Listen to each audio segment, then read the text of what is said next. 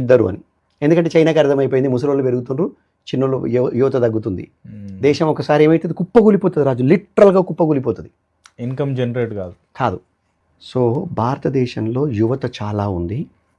ఈ యువతకు ఉద్యోగ అవకాశాలు కల్పించాలి. ఉద్యోగ అవకాశాలు కల్పించడానికి కావాల్సిన కంపెనీలు భారతదేశంలో లేవా అంటే ఉన్నాయి.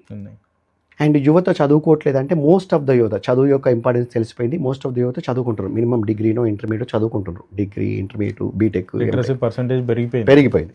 అయితే యువతను ఫస్ట్ ఒక చిన్న మాట మాట్లాడు, ఈ యువతను ఉద్యోగాల వైపు మళ్లించకపోతే గవర్నమెంట్కి ఏం ప్రాబ్లం అవుతుందంటే యువత చెడు మార్గాలను తొక్కడం మొదలు పెడుతుంది, చెడు అలవాట్లకు వ్యసనాలకు అయిపోయి మీకు దేశంలో క్రైమ్ రేట్ పెరుగుతుంది, సోమరితనం పెరుగుతుంది, పనులు కావు, వ్యవస్థలు నిలిచిపోతాయి, కేసులు పెరుగుతాయి, పోలీస్ వ్యవస్థ న్యాయ వ్యవస్థ దెబ్బతినడం స్టార్ట్ అవుతుంది, వాటి మీద బర్డెన్ రావడం స్టార్ట్ అవుతుంది.